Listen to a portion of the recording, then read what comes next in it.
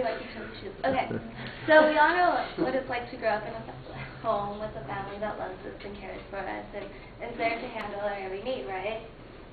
So the problem is that there's a lot of children out there who don't have what we have. They grow up in foster homes or an orphanage, and they're just surrounded by a bunch of kids, and they don't get the adequate attention that they need or the same luxuries.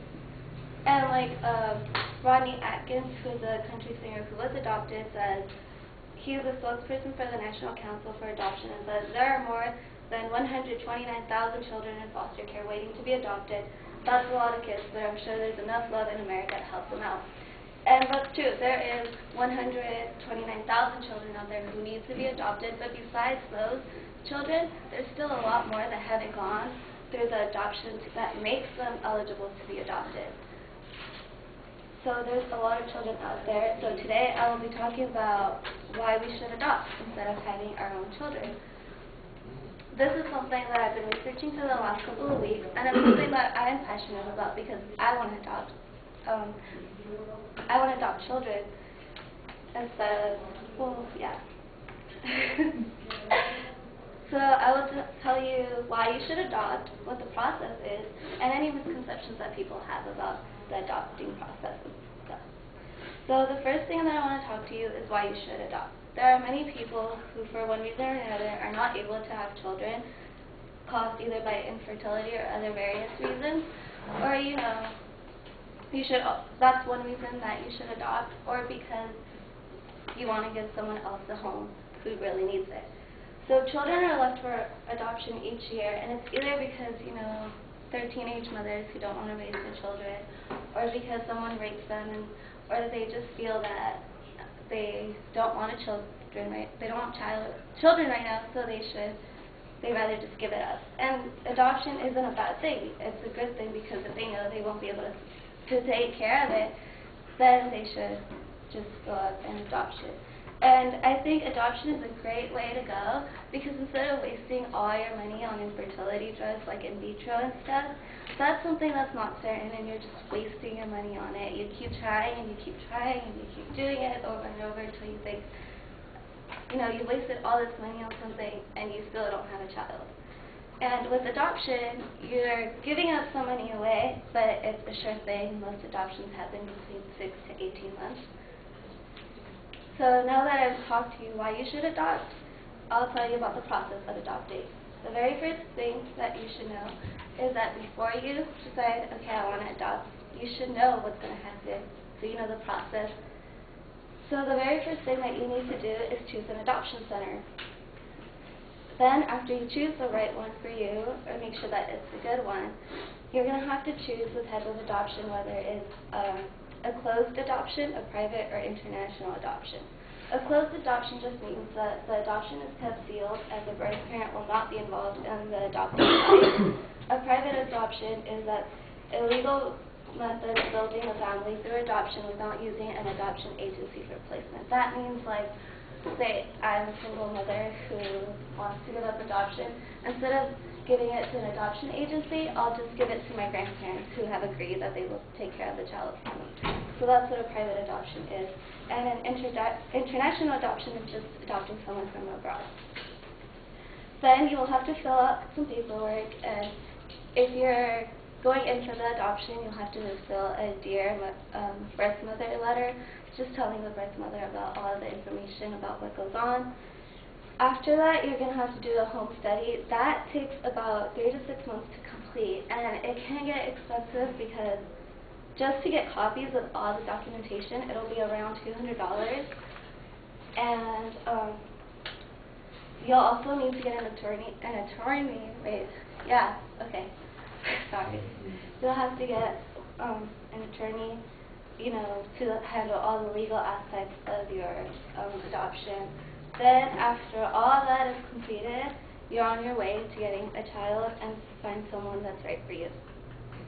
Now that I've gone over with the process of adoption, I'll talk to you about some of the misconceptions of adopting. Some people don't want to adopt because they don't know really what it is. Like, you go in there thinking, oh, I'm not going to love this child as much as a regular child, right?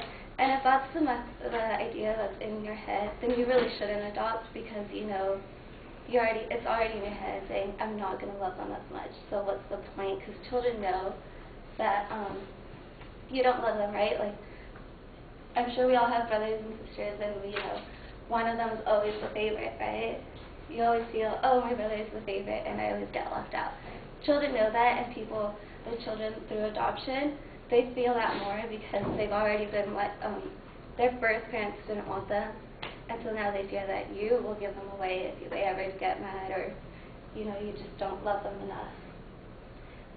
The other thing is that some children think that if I adopt someone, that they will have psychological problems, and that's not true at all. Any child is vulnerable to getting a psychological problem, whether they are adopted or not.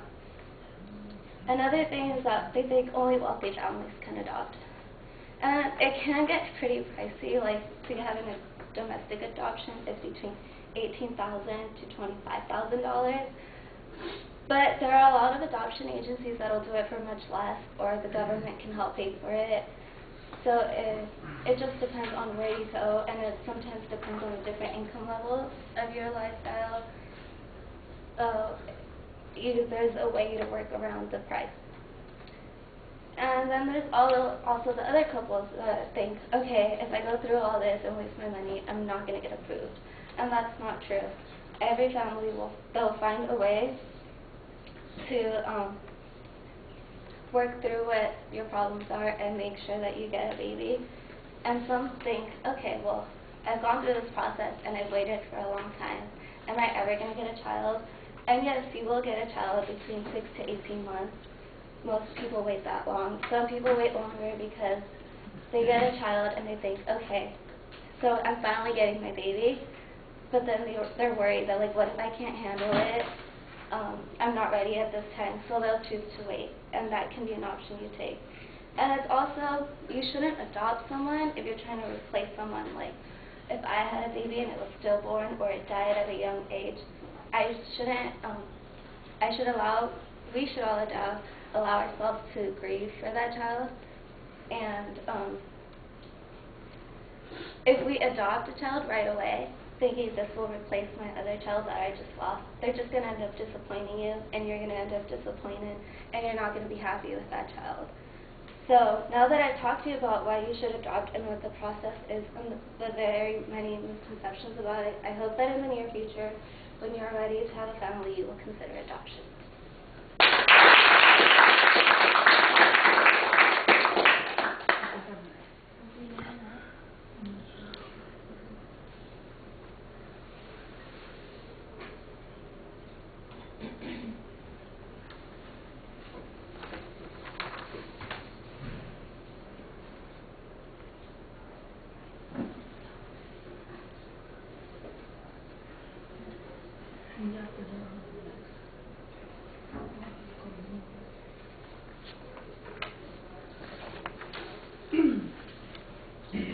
All right, John, what did you think?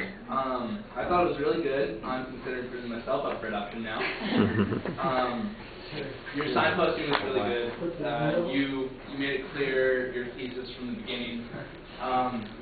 Sometimes you had spots where you kind of got stuck on words and you had to get through them. But then when you started going on something you really, like some part you knew really well, or something that had, like, was off the script, you would pay complete audience attention, make a lot of eye contact, and then your speaking became really strong in those points.